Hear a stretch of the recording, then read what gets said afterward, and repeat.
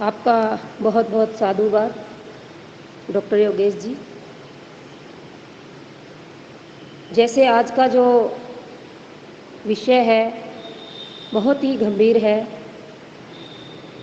कि धम्म में कर्म का क्या सिद्धांत है या बुद्ध ने कर्म के बारे में हमें क्या बताया है। क्योंकि जैसे अभी डॉक्टर योगेश जी बता रहे थे कि कर्म को लेकर के, कर्मों को लेकर के बहुत सारी धारणाएं हैं। जन्म से ही धारणा जुड़ जाती है। जब व्यक्ति का जन्म होता है, वो बच्चे के रूप में जब जन्म लेते हैं तो तब ही कह दिया जाता है कि यह अपना भाग्य या अपना कर्म साथ लेकर आया है।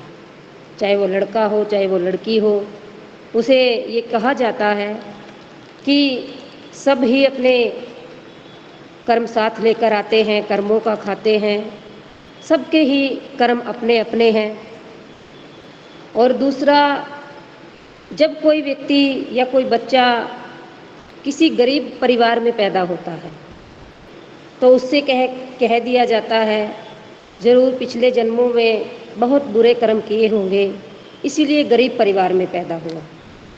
और अगर कोई व्यक्ति धनी परिवार में पैदा होता है तो उससे के बारे में कहा जाता है कि ज़रूर पिछले जन्म में अच्छे कर्म किए होंगे, इसीलिए धनी परिवार में पैदा हुआ, अच्छे परिवार में पैदा हुआ। तो जो अभी तक समाज में मान्यताएं हैं, लंबे समय से जो चली आ रही धारणाएं हैं, वो यही है कि कर्म को जन्म से जोड़ दिया गया है, या जन्म से पहले भी जो पूर्व जन्म को लोग मानते हैं उससे जोड़ा गया है कि आपके पूर्व जन्मों के कर्म है। अगर पूर्व जन्मों में अच्छे कर्म किए तो ये जीवन जो है आपका अच्छा है, अगर पूर्व जन्मों में बुरे कर्म किए तो ये जीवन आपका बुरा है। दूसरे लोगों की ये धारणा है आमतौर पर। लेकिन अगर हम बुद्ध की बात करते हैं, बुद्ध के धम्म की बात करते हैं, तो बुद्ध ने ऐसा कोई प्रलोभन नहीं दिया कि आपका जो कर्म है वो जन्म से है। क्योंकि जब हम दूसरे लोगों की बात करेंगे, दूसरी धारणाओं की बात करेंगे, वो तो कर्म को आत्मा से भी जोड़ देते हैं कि जैसा आप कर्म करेंगे ऐसे ही आपकी जो आत्मा है, जब आप दुनिया से जाएंगे तो आत्मा में कर्म आपके बने रहेंगे। लेकिन बुद्ध ने इन सभी चीज़ों का खंडन किया, इन सभी चीज़ों का बुद्ध ने विरोध किया कि कर्म जन्म से नहीं है। और पूर्व जन्मों के कर्मों के बारे में भी बुद्ध ने ऐसी कोई बात नहीं कही कि पूर्व के जो हमारे जन्म है उसी का हमें फल मिलता है। अगर पूर्व के जन्मों का ऐसा फल होता तो हमारे सामने भी अभी वर्तमान में भी बहुत सारे ऐसे उदाहरण मिल जाते हैं कि लोग गरीबी में पैदा होते हैं, गरीबी में पालन पोषण होता है, लेकिन जब वो सोचने समझने लगते हैं, बड़ी उनकी उम्र हो जाती है, काम करने लायक वो हो जाते हैं, तो अपनी मेहनत से वो बहुत आगे बढ़ जाते हैं। और इसका सबसे बड़ा उदाहरण अगर हम कोई ले सकते हैं तो परम श्रद्धेय डॉक्टर बाबा साहब अम्बेडकर का ले सकते हैं। सभी को उनके बारे में मालूम है कि जब बाबा साहब का जन्म हुआ तो वो बहुत ज़्यादा गरीबी थी, बहुत ज़्यादा एक ऐसी स्थिति थी दयनीय कि हम इस चीज़ को सोच भी नहीं सकते कि 14 संतानों में से बाबा साहब एकमात्र इतने पढ़ लिख करके इतने विद्वान बन गए। अगर हम यहाँ पर कर्मों को मानते हैं कि कर्म बाबा साहब का जो था पूर्व जन्मों का कर्म था कि वो गरीबी में पैदा हुए, लेकिन बाबा साहब ने ही इस बात को झुठला दिया। क्यों?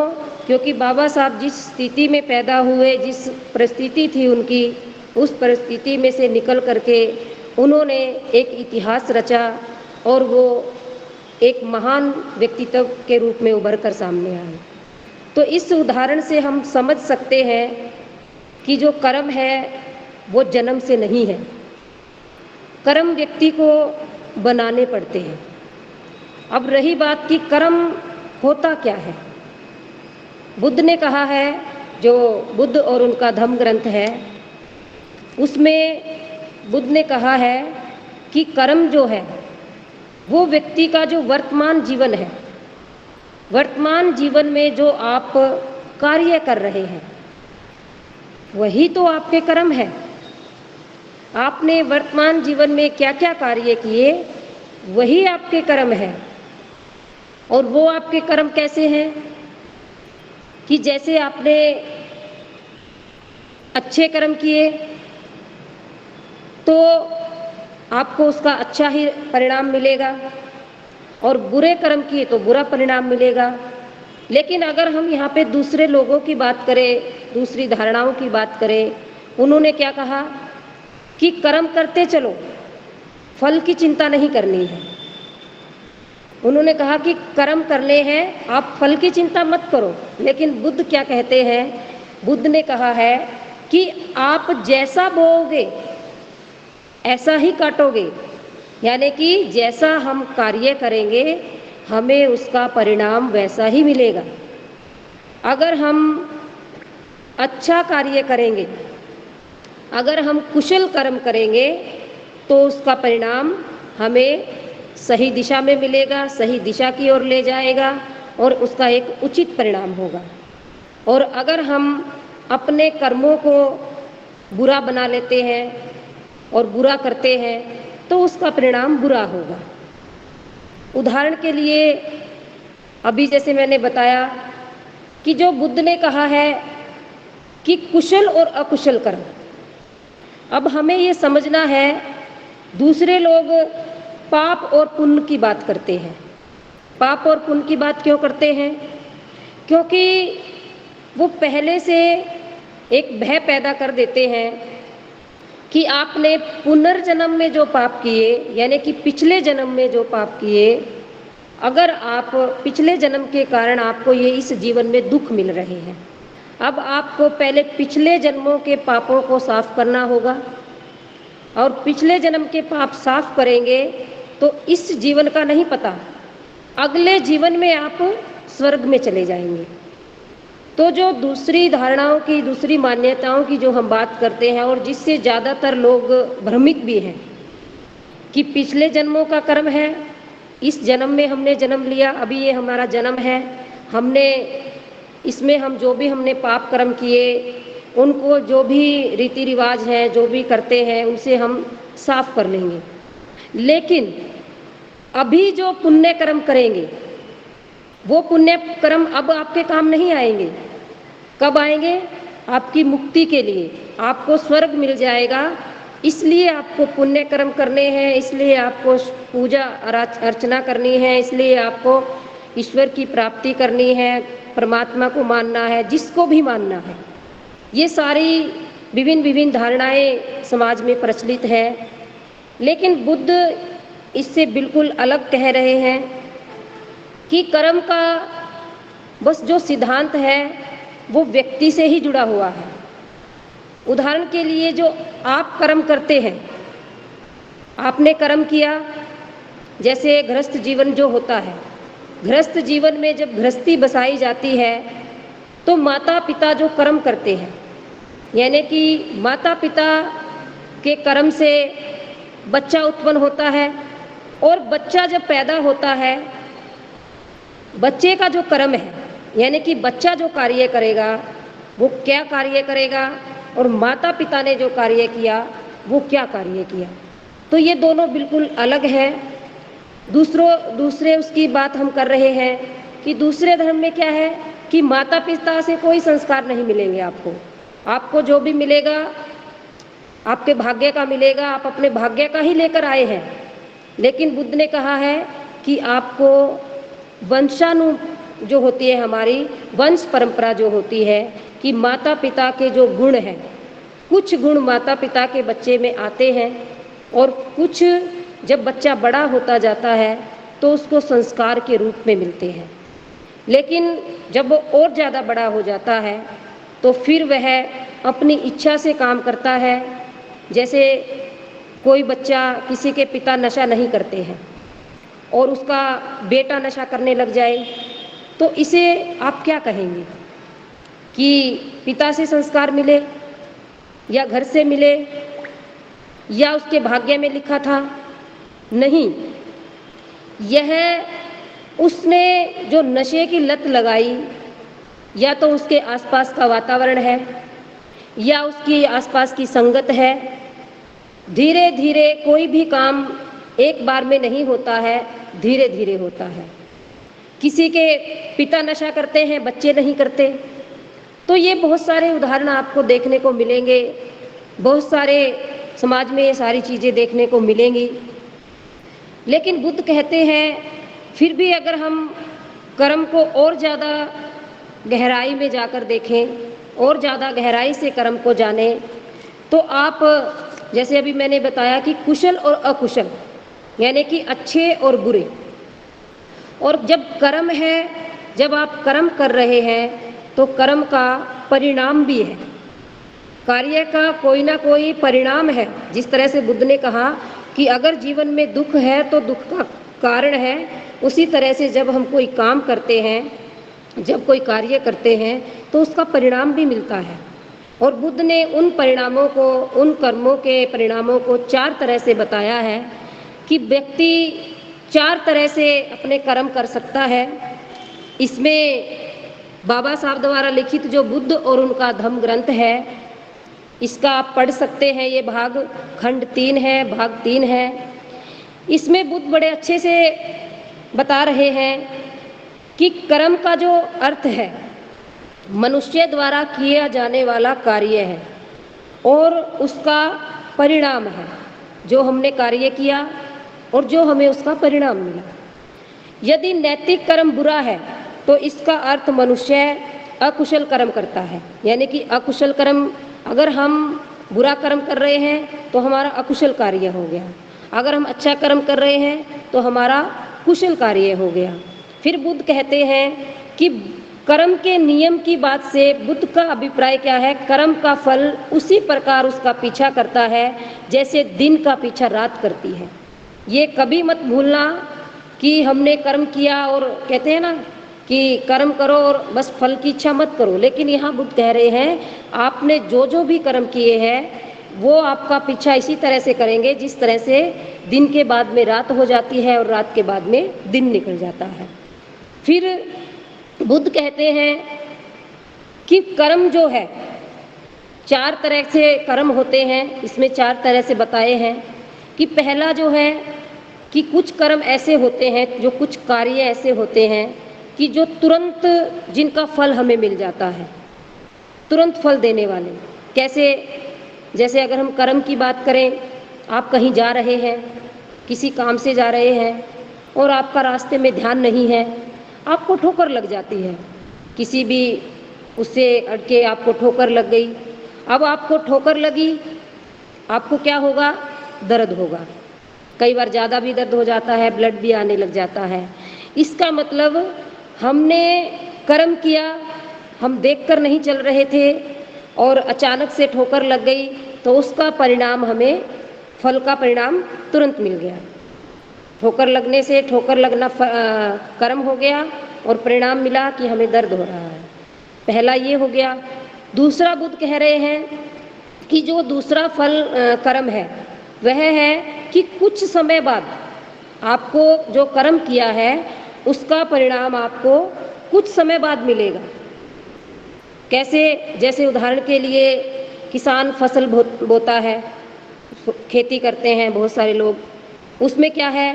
पहले बीज डाला जाता है, बीज डालते हैं, बीज डालने के बाद में धीरे धीरे उसे पानी देते हैं, सींचा जाता है, हवा मिलती है, धूप मिलती है, सब चीज़ें मिलती हैं। उसके बाद में वो पौधा बनता है और पौधा बन जाता है, फिर उसके बाद में वो पेड़ बनता है। पेड़ बनने के बाद में फिर जब वो पक जाती है फसल, फिर उसकी कटाई की जाती है। तो इसका मतलब पकने के बाद में जो अनाज मिला वो हमें फल के रूप में मिला, यानी कि पहले हमने बोया, कुछ समय बाद उसको हमने काट लिया। तो इसी तरह से कुछ समय बाद जो हम कर्म करते हैं, अगर उदाहरण के लिए हमने बीज डालकर खेत में छोड़ देते और उसे संभाल ही ना करते, उसको सिंचाई ना करते, देखभाल ना करते, तो क्या जो हमने बीज डाला उसका फल हमें मिल पाता? नहीं मिल पाता। क्यों? क्योंकि हमने बीज डालकर उसे छोड़ दिया, उस कर्म को निरंतर नहीं किया। किसी भी कर्म को जब हम निरंतरता से करते हैं तब ही उसका परिणाम मिलता है। फिर तीसरा बुद्ध बताते हैं कि कुछ कर्म ऐसे होते हैं कि जिसके फल अनिश्चित समय पर मिलते हैं, जिसका अनिश्चित होता है, कोई समय निश्चित नहीं है। आपने कार्य किया, उसका परिणाम आपको मिलेगा, लेकिन काफ़ी लंबे समय बाद। उदाहरण के लिए जैसे अभी मैंने उदाहरण दिया था कि कोई पिता है, माता पिता है, बच्चे को पालते हैं, पलोसते हैं, बड़ा करते हैं, कामयाब बनाते हैं। अब उनका परिणाम यानी कि जब वो कामयाब हो गया, उन्हें लगने लग गया कि हमारा बच्चा है अब कामयाब हो गया है, अब जब वो बच्चा उनकी सेवा करेगा तो उन्हें परिणाम मिलेगा। और अगर वो बच्चा कह देता है कि ठीक है आपने अपना काम पूरा किया, अब मुझे अपना करने दीजिए, तो इसका मतलब अनिश्चित है कि परिणाम मिलेगा या नहीं मिलेगा। सभी लोग बच्चों को पढ़ा रहे हैं, लिखा रहे हैं, पाल रहे हैं, बड़ा करेंगे, शादी करेंगे। ये एक अनिश्चित काम है कि आपने कर्म तो कर रहे हैं, लेकिन उसका परिणाम आपको, फल आपको मिलेगा या नहीं मिलेगा। अगर बच्चे अच्छे, कहते हैं ना कि कुछ बच्चे, किसी माता पिता के बच्चे अच्छे होते हैं, जो माता पिता की खूब सेवा करते हैं, उनको साथ में रखते हैं, पूरा वो करते हैं। और कुछ बच्चे हैं जो जब बड़े हो जाते हैं, शादी हो जाती है, तो वो माता पिता से दूर हो जाते हैं। इसका मतलब माता पिता ने जो कर्म किया उसका परिणाम उन्हें नहीं मिला, यानी कि अनिश्चितता। अनिश्चित जैसे बुद्ध कह रहे हैं ना कि वो अनिश्चित है, पता नहीं कब मिलेगा। और फिर थोड़े दिनों बाद बच्चों को समझ में आ जाए, पहले तो माँ बाप को नहीं रखा, और फिर थोड़े दिनों बाद ये बात समझ में आ जाए कि नहीं माँ बाप को रखना चाहिए, तो वो फिर अपने पास रखेंगे, उनकी सेवा करेंगे। इसका मतलब अनिश्चित परिणाम है। चौथा फिर बुद्ध बताते हैं कि चौथा जो कर्म है वह ऐसा कर्म है कि जिसका कुछ परिणाम ही नहीं होता। कुछ कर्म ऐसे भी हैं कि जिनका परिणाम नहीं होता है। आप कोई भी कार्य करते हैं, उसका आपको कुछ परिणाम नहीं मिलेगा। कोई निरर्थक बातें हैं, कोई निरर्थक कार्य है, किसी भी तरह का कोई काम है, तो बुद्ध ने इन कर्मों को जो बताया है कि आप वर्तमान में जो भी काम करते हैं, किसी तरह का काम करते हैं, कैसा भी काम करते हैं, आपको उसका परिणाम मिलेगा ही मिलेगा। जैसा बोओगे वैसा ही पाओगे, यानी कि जैसा आप दूसरों को दोगे लौटकर वैसा ही तो आएगा। यही कर्म है कि हम जैसा दे रहे हैं हमें वो उसी रूप में मिल रहा है। अगर अच्छा दे रहे हैं तो अच्छाई दोगुना होकर भी मिल सकती है। अगर बुरा दे रहे हैं, बुरा कर रहे हैं, बुरा दूसरे को दे रहे हैं, तो वो बुराई कई गुना होकर भी मिल सकती है। तो जो बुद्ध का सिद्धांत है कर्म का, वो कुछ भी नहीं है, बस यही है कि अकुशल कर्म और कुशल कर्म, मतलब अच्छा और बुरा। जब इंसान दुनिया से जाता है तो लोगों को लगता है कि वो अपनी संपत्ति छोड़कर जाता है, बच्चे छोड़कर जाता है, बहुत सारी चीज़ें छोड़कर जाता है। लेकिन बुद्ध का सिद्धांत क्या कहता है, धम्म का सिद्धांत क्या कहता है कि वह अपनी दो ही बातें छोड़कर जाता है, या तो उसके किए गए द्वारा अच्छे कर्म या उसके द्वारा किए गए बुरे कर्म। अगर प्राणी इंसान अच्छे कर्म करता है तो वह ताउम्र उसे लोग याद करते हैं, पीढ़ी दर पीढ़ी उसे याद किया जाता है। और अगर इंसान बुरे कर्मों का भागी होता है तो लोग उसके बुरे कर्मों को भी याद करते हैं, लेकिन कुछ दिन याद करते हैं फिर उसको भुला दिया जाता है। आज हम जिन महापुरुषों की बात करते हैं, उन महापुरुषों ने इन कर्मों को ही तो किया, उनके अपने ही तो कर्म थे। अगर हम महाकारुणिक बुद्ध की बात करते हैं, वो राजघराने में पैदा हुए, एक राजा के पुत्र थे, कोई कमी नहीं थी, लेकिन उन्होंने अपने कर्म को स्वयं किया। उन्होंने अपने पिता के भरोसे नहीं रहे कि मैं तो राजकुमार हूँ, सभी मिल जाएगा। उन्होंने अपना कर्म स्वयं किया, स्वयं तय किया कि मुझे क्या करना है, और स्वयं तय किया और बुद्ध बने। बुद्ध बनकर के लाखों लोगों का कल्याण किया।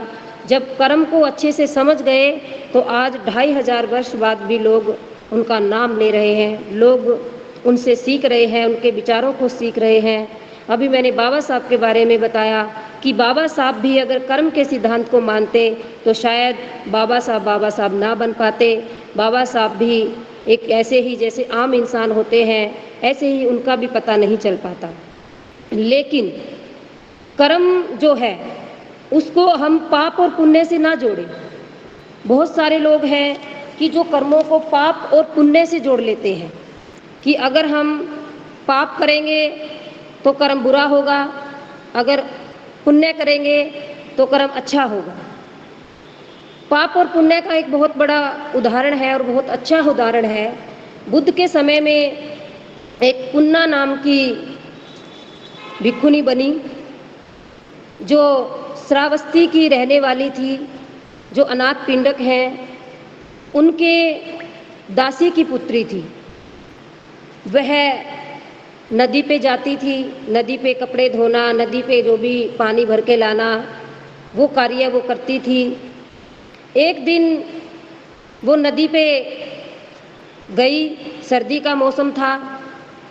सर्दी के मौसम में एक ब्राह्मण नदी में स्नान कर रहा था। बिल्कुल कड़ाके की सर्दी पड़ रही थी। कड़ाके की सर्दी में जब ब्राह्मण स्नान कर रहा था तो उसने कहा कि ये आप क्या कर रहे हैं? मैं तो काम है मेरा तो, क्योंकि मुझे पानी भर के ले जाना पड़ता है, इसीलिए मुझे नदी में उतरना पड़ता है। इतनी सर्दी में मुझे ये काम करना पड़ता है, मेरी तो मजबूरी है। लेकिन आप रोज इसमें नदी में स्नान क्यों करते हैं? आपकी ऐसी क्या मजबूरी है कि आप इतनी कड़ाके की सर्दी में ठिठुरते हुए अपने वस्त्र उतार के स्नान करते हैं?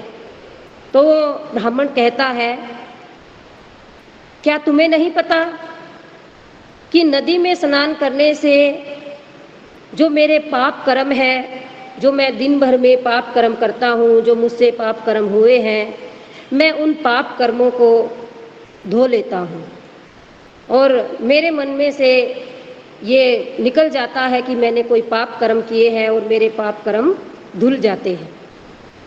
तो जो पुन्ना थी वो कहने लगी कि अगर तुम्हारे पाप कर्म नदी में स्नान करने से धुलते हैं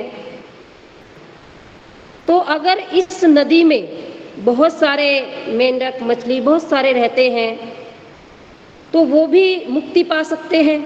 अगर तुम पाप कर्म करने से तुम कहते हो कि मेरे पाप धुल जाते हैं, मुझे मुक्ति मिल जाती है, मुक्ति मिल जाएगी, मैं स्वर्ग में चला जाऊंगा जब मेरे शरीर का अंत होगा, तो बहुत सारी बातें उसने बताई। तो पुन्ना कहती है कि जैसे आप कह रहे हैं, अगर हम इसी बात को मानते हैं तो इस नदी में तो बहुत सारे मेंढक मछली मगरमच्छ बहुत सारे जीव रहते हैं, तो उन्हें तो कब की मुक्ति मिल गई होती। और दूसरा आप कह रहे हैं कि पाप कर्म धुल जाते हैं। तो हे ब्राह्मण, अगर नदी में स्नान करने से तुम्हारे पाप कर्म धुल जाते हैं तो तुम पुण्य कर्म भी करते होंगे कुछ, तो पाप कर्म के साथ साथ तुम्हारे पुण्य कर्म भी धुल जाते होंगे। अब तुम्हारे पाप कर्म धुल जाते हैं, पुण्य कर्म धुल जाते हैं, तो तुम्हारे पास तो कुछ नहीं बचता। क्योंकि ये जो बात पुन्ना बता रही थी वो बुद्ध की देशनाएं सुनती थी। बुद्ध जब अनाथ पिंडक के यहाँ आते थे तो वो ये सारी देशनाएं सुनती थी, सारे उपदेश सुनती थी।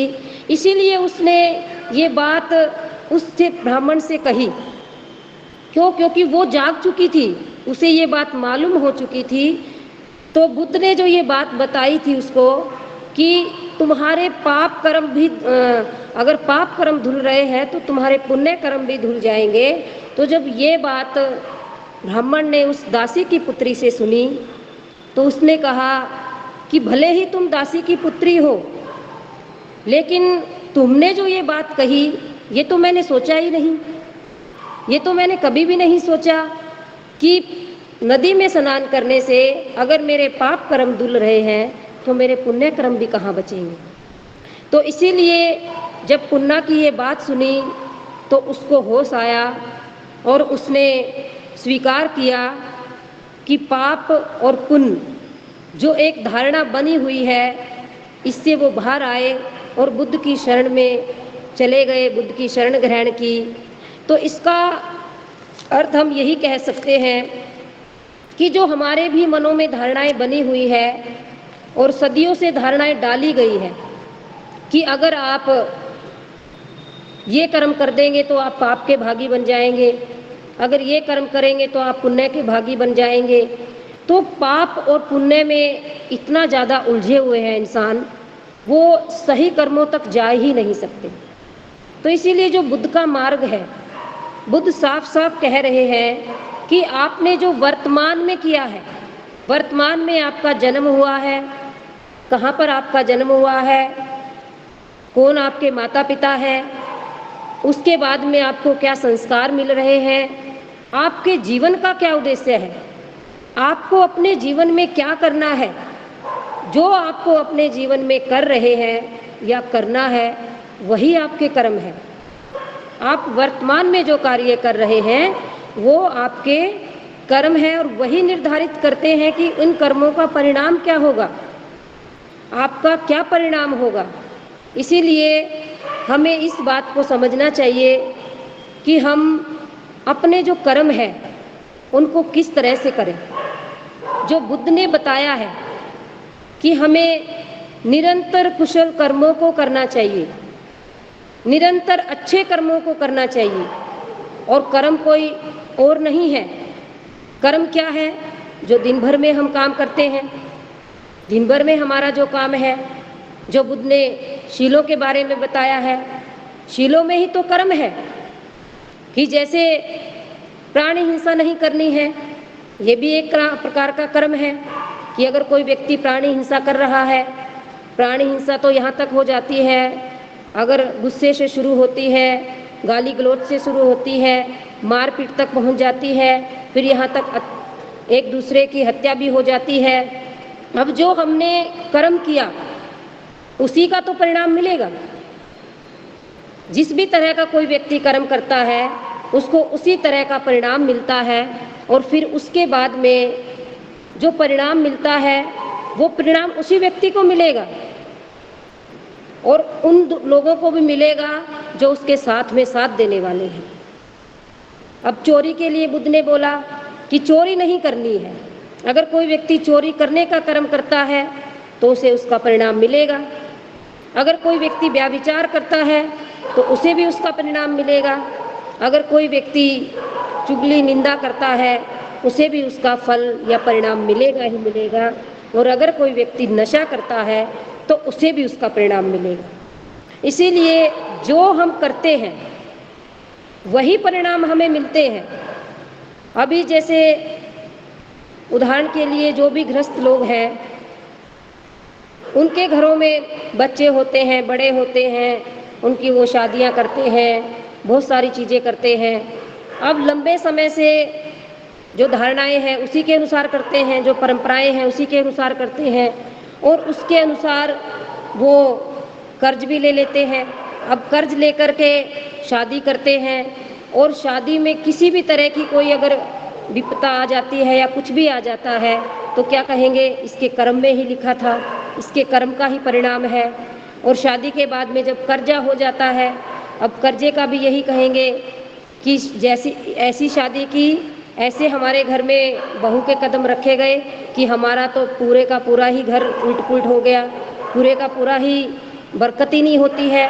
लेकिन ये नहीं पता है कि हमने शादी में जो कर्म किया, जो फिजूल खर्ची की, जो नहीं करनी चाहिए थी, हम अपने कर्म को नहीं कह रहे हैं कि हमने वो कर्म नहीं करना चाहिए था, हमें अपने कर्म को अच्छे से करना था। जो हमारा एक विरासत है, जो हमारा एक नियम है, उस नियम के अनुसार अगर हम करते तो शायद घर में तंगी ना आती और शायद हम जो आने वाली बहू है उस पर आरोप ना लगाते कि जब से इसके कदम पड़े हैं इसका भाग्य ही ऐसा है, पता नहीं कैसा भाग्य लेकर आई है, तब से हमारे घर में तो कुछ भी नहीं होता है। और ऐसे ही लड़की का भी बोलते हैं, जब लड़की की शादी करते हैं तो बहुत कर्ज लेकर करते हैं और कहते हैं कि जब से लड़की की शादी की है, जब से वो घर से गई है, हमारे तो घर का हालत ही ख़राब हो गए, वो तो अपने साथ ही हमारा सारा भाग्य ले गई, अपने साथ ही सारी खुशियाँ ले गई। तो हम क्या करते हैं, कर्म हम क्या कर रहे हैं और हम उसका परिणाम क्या देख रहे हैं। लेकिन बुद्ध कह रहे हैं कि जैसा हम कर्म करते हैं उसका परिणाम हमें वैसा ही मिलेगा। इसीलिए इन धारणाओं से बाहर आना है कि नदी में स्नान करने से ऐसे हो जाएगा, या हमें तपस्या करने से, काया क्लेश करने से ऐसे हो जाएगा, ऐसे करने से कुछ नहीं होगा। सिर्फ और सिर्फ हमें सजगता के साथ, सोच के साथ, अपने विवेक का प्रयोग करते हुए जो भी बुद्ध का मार्ग है, जो भी बुद्ध ने रास्ता बताया है, उस रास्ते पर चलते हुए हमें निरंतर निरंतर अपनी नैतिक जिम्मेदारियों को करना चाहिए। जो भी आपकी नैतिक जिम्मेदारी बनती है आप उसे करिए, वही आपके कर्म है और वही आपका परिणाम बनेंगे। आपका जो सामाजिक जिम्मेदारी है, आपकी नैतिक जिम्मेदारी क्या है, सामाजिक जिम्मेदारी क्या है, सबकी जिम्मेदारी होती है। सब अगर अपनी अपनी जिम्मेदारियों को ईमानदारी से निभाते हैं, अच्छे से निभाते हैं, तो इसका मतलब वो अच्छे कर्मों की ओर चले जाते हैं।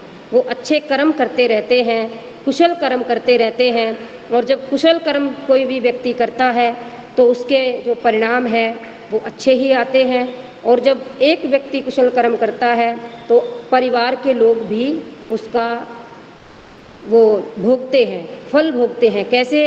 जैसे उदाहरण के लिए मैंने अभी भी उदाहरण दिया था कि नशे का उदाहरण दिया था। अगर किसी घर में नशा बहुत ज़्यादा होता है और अगर उस घर का जो मुखिया है वो नशा करना बंद कर देता है, अब नशा तो एक व्यक्ति ने बंद किया, लेकिन सुखी क्या होगा? पूरा परिवार हो जाएगा। क्यों? क्योंकि घर में जो कलह होता था वो बंद हो जाएगा, जो डर का वातावरण रहता था वो खत्म हो जाएगा। बच्चे जो डर के मारे बात नहीं करते थे वो पास बैठने लग जाएंगे, और घर में बहुत सारी जो चीज़ें थी जो नहीं होती थी समय पे होने लग जाएगी। इसका मतलब एक व्यक्ति ने अपने कर्म को चेंज किया। पहले कर्म था कि डेली नशा करना, डेली नशा करके आना, और फिर उसने अपने कर्म को बदल लिया कि नहीं, नशा करना बंद करना पड़ेगा। और नशा करना उसने बंद कर दिया तो परिवार भी उसके कर्म को वो कर रहा है, उसका फल ले रहा है कि हाँ, उन्होंने नशा छोड़ा तो हमें भी थोड़ा सुख की सांस मिली। तो इसे हम बड़ी आसानी से समझ सकते हैं। जो बुद्ध ने बताया है इसे हमें आसानी से समझना है। और ज़्यादा समझने के लिए आप जो बुद्ध और उनका धम्म ग्रंथ है उसमें बाबा साहब ने बड़े अच्छे से लिखा है, बड़े ही अच्छे तरीके से लिखा है। 177 नंबर पेज पे लिखा है, 239 नंबर पेज पे लिखा है। आप इसे पढ़ेंगे और समझेंगे, आपको और ज़्यादा ये समझ में आएगा, और ज़्यादा आपको ये क्लियर हो जाएगा कि बुद्ध ने कभी भी कर्म के सिद्धांत को पूर्व जन्म के ऊपर आधारित नहीं कहा। बुद्ध ने जो हम वर्तमान में जो काम करते हैं, वर्तमान में जो हमारा दिनचर्या रहती है, जो हम चलते रहते हैं, जीवन हमारा जीते रहते हैं, उसी को लेकर बुद्ध ने हमें बताया है कि जो कर्म का सिद्धांत है बस नैतिक जिम्मेदारी है। हम अपनी नैतिक जिम्मेदारी को अच्छे से निभाएं तो हमारे कर्म अच्छे होते चले जाएंगे, और हमें अपने कर्मों को अच्छा करना है। कर्म हमारे अच्छे होंगे तो सारा कुछ अच्छा होगा, और यही बुद्ध का और धम्म का मार्ग है, और यही कर्म का सिद्धांत है। इसीलिए आप लोगों को भी किसी भी धारणा में ना फंसकर, किसी भी भय में ना फंसकर कि आपका पुराने जन्मों का ये है, आपके भाग्य में लिखा है, किस्मत का लिखा कौन मेट सकता है, इन चीज़ों को जल्द से जल्द छोड़िए और अपने ही ऊपर भरोसा कीजिए। अपने ऊपर भरोसा कीजिए, अपने मन को मजबूत कीजिए, और मन से, काया से, बुद्ध कहते हैं कि जो आपके मन में विचार उठ रहे हैं, ये बात बुद्ध ने कही है कि जो आपके मन में विचार उठ रहे हैं वही आपका कर्म तय करेंगे। आप मन में क्या सोच रहे हैं? जो मन में सोचा है, मन में सोचा हुआ तो किया जाता है। पहले मन सोचता है, उसके बाद हम करते हैं। तो बुद्ध ने यही बात कही है कि मन में जो आपके विचार है वही आपके कर्मों को तय करते हैं। इसीलिए हमें मन से ही कर्मों को शुरू करना है। पूर्व जन्म वालों को नहीं देखना है कि हमारे किस्मत खराब है, ऐसा है, वैसा है। मन से आज से आप अच्छा सोचना शुरू करें, आज से आप सही सोचना शुरू करें आज से आप जो वास्तविकता है उस पर सोचना शुरू करें, तो आज से ही आपके कर्मों का बदलाव शुरू हो जाएगा। आज से ही आपके कर्म अच्छे हो जाएंगे, और जब आपके कर्म अच्छे हो जाएंगे तो आपका कर्मों का परिणाम अच्छा आएगा, और जब परिणाम अच्छा आएगा तो आपका जीवन भी अच्छा हो जाएगा। और बुद्ध ने यही कहा है कि हमें जीवन ही तो अच्छा करना है, जो हमारा वर्तमान जीवन है हमें उसी को अच्छा करना है। हमें श्रेष्ठ जीवन की ओर, जब हम मन के विचारों को बदलेंगे तो हम श्रेष्ठ जीवन की ओर बढ़ने लग जाएंगे, और जब श्रेष्ठ जीवन की ओर बढ़ेंगे तो सुखों की प्राप्ति अपने आप होने लगेगी। फिर सुखों की प्राप्ति के लिए कहीं और जाने की ज़रूरत नहीं होगी, कुछ करने की ज़रूरत नहीं होगी, किसी भी तरह के भय की ज़रूरत नहीं होगी। तो बस सुखों की प्राप्ति हम स्वयं अपने ही आप में कर सकते हैं, अपने ही बुद्धि विवेक मन से कर सकते हैं, और ये सभी लोग कर सकते हैं। ऐसा इस दुनिया में कोई भी प्राणी नहीं है कि जो नहीं कर सकता है। बुद्ध ने कहा है कि कोई भी ऐसी समस्या नहीं है कि जिसका समाधान ना हो, और कोई भी ऐसा कार्य नहीं है कि जिसे कोई इंसान कर ना सकता हो। तो जब ये बातें बुद्ध कह रहे हैं तो हमें इन बातों को ही समझना चाहिए, और इन बातों को समझकर अपने जीवन में उतारना चाहिए, और अपने कर्मों को निरंतर निरंतर करते रहना चाहिए। और निरंतर जब हम अच्छा करेंगे तो उसका परिणाम हमेशा अच्छा ही रहेगा, और अच्छा रहेगा तो हम आसपास के लोगों को भी इसका अच्छा परिणाम दे सकते हैं, उनको भी अच्छा बना सकते हैं, उनके लिए भी अच्छे जीवन की, सुखी जीवन की कामना कर सकते हैं। आप लोगों ने आज, मैंने ये बताने का प्रयास किया है कि जो भी बुद्ध का मार्ग है, बुद्ध ने जो भी हमें सिद्धांत बताया है, मैंने उसका ये छोटा सा प्रयास किया है कि मैं आपको थोड़ा ये बता पाऊँ, और मैंने आपको ये बताया है, देशना दी है। आप लोगों ने इसे बड़े ध्यान से सुना है। आप सभी का बहुत बहुत मंगल हो। भवतु सब मंगलम, भवतु सब मंगलम, भवतु सब मंगलम। साधु साधु।